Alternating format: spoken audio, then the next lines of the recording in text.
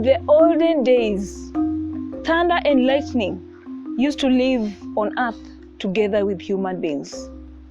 Thunder was mothership and lightning was her son.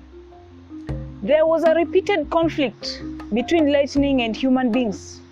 The problem arose because lightning was always full of anger, and he would move around, destroy houses, destroy plantations, kill animals, kill human beings.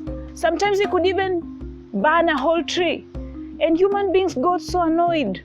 Why is he doing this to us? So they went to the king and they told the king, we want thunder and lightning to get out of the land because they are causing a lot of destruction. And so the king summoned thunder and lightning to come to him, and they were told, you're going to live at the edge of this land. And assuming that it was far away from human beings, no one thought that they would still come back and cause destruction. So within a short period, lightning came back. He destroyed the trees, destroyed the animals, killed human beings. And now this was getting to the nerves of the human beings. And now they had to go back to the king. And the king summoned thunder and lightning again. And this time, he told them that they were going to live in the bushes, far away from human beings. So people rejoiced and they thought that they were going to have peace. But within a short time, lightning came back. And this time he came and caused more trouble. He burnt trees, he burnt vegetations, he destroyed houses, he killed human beings. And now, human beings felt like we have to get this to an end. And now, the king was told to look for a lasting solution. So he created a committee, and this committee was to look into this issue. And after they had sat down, they agreed that thunder and lightning were going to be banished, not to live any longer among the human beings. They all agreed that thunder and lightning had to get out of the land. They were banished from living on earth, and they were to go somewhere where no one could see them. But still, until today, we hear lightning coming, burning trees, destroying houses, killing human beings. And many a times, we hear thunder rumbling, trying to calm down the sun. But at the end of it all, it had to be accepted that they were to live no one knew where, but the destruction can still be seen up to today. And that's the end of my story.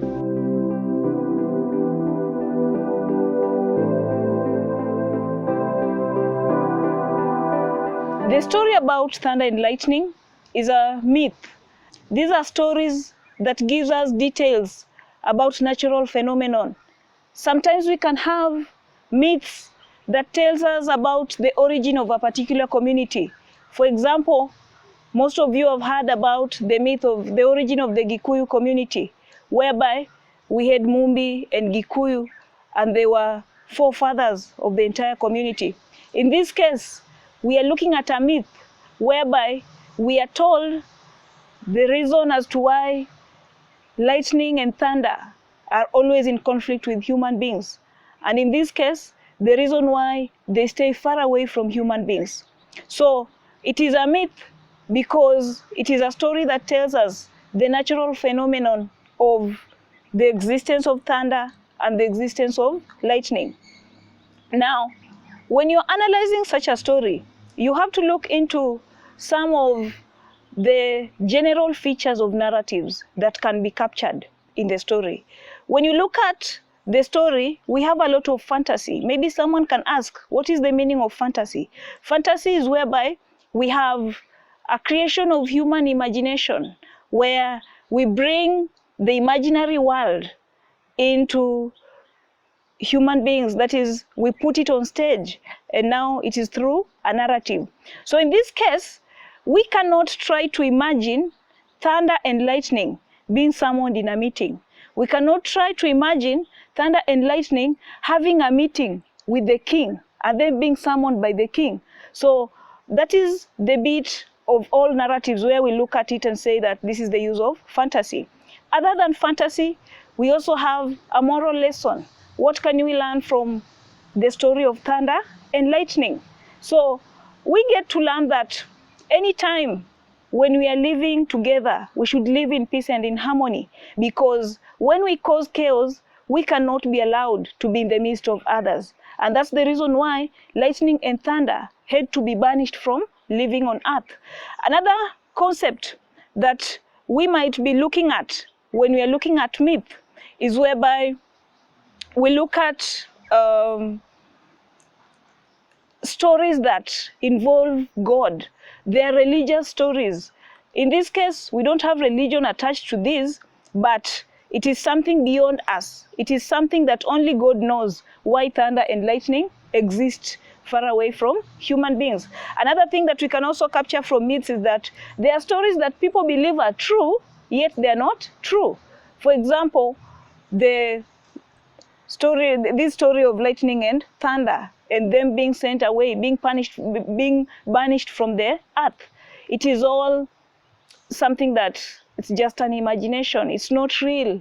It's something that is just a creation of a human mind. So when we are analyzing stories, sometimes in paper one, you can be asked, how will you make this story interesting? When we talk of making a story interesting, we use gestures. And when you use gestures, that is where you have to insist using your hands. So when you move your hands different direction, that is when we talk of using gestures. We can also have tonal variation. You cannot tell a story using a flat tone. We will have variation whereby you will, at one point, will hear you being loud or maybe high, and then later on we see you going down, and that is now what makes the story interesting. So we should also have to use tonal variation where it is applicable.